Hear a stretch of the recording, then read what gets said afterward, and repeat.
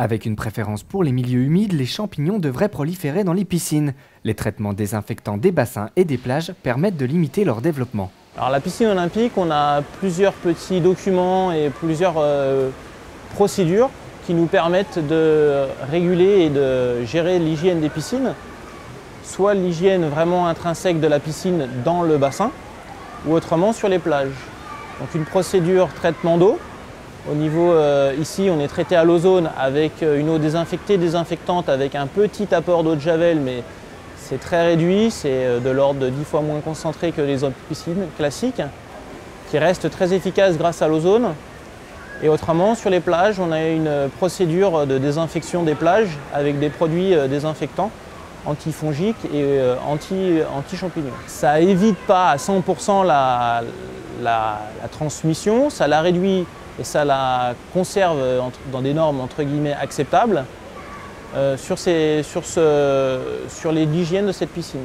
Très surveillées en termes d'hygiène, les piscines sont inspectées tous les mois par l'Agence régionale de santé. Elles fixent également les normes à respecter pour le traitement de l'eau. Sur la désinfection des plages, il y a des normes qui sont conseillées et qui ne sont pas encore complètement réglementaires.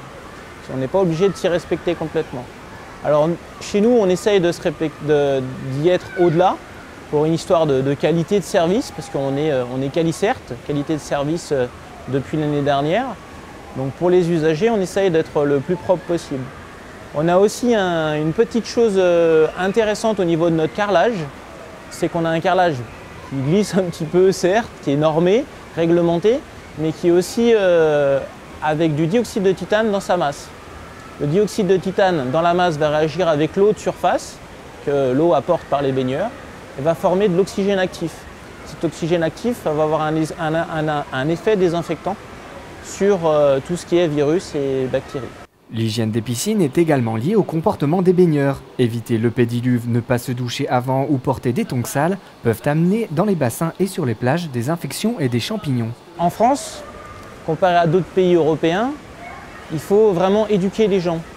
Donc on les éduque en mettant des petites normes aussi, réglées par l'Agence régionale de santé, toujours la même, sur par exemple le passage par les douches, avec une douche savonnée avant, avec par exemple l'utilisation des bonnets, qui n'est pas obligatoire, mais qui est obligatoire chez nous, dans notre règlement intérieur, et puis par le passage par le pédiluve, qui est un endroit qui est surchloré, où là normalement on est complètement désinfecté tout ce qui peut y arriver sur des champignons ou des virus au niveau des pieds. Tous les produits qu'on utilise à la piscine olympique sont des produits écologiques, utilisés avec des concentrations et des dosages qui sont normés, réglementés.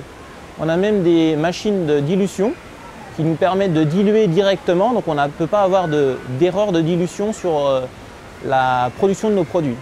En plus, on va utiliser des machines, des grosses autolaveuses avec des systèmes éco qui, elles, vont produire directement grâce à l'eau, grâce à une électrolyse, vont produire aussi de l'oxygène actif qui va être, du coup, être désinfectant. Et les produits de dégradation de ces systèmes-là, c'est de l'oxygène. Donc un déchet qui n'est pas si méchant que ça. Une réaction?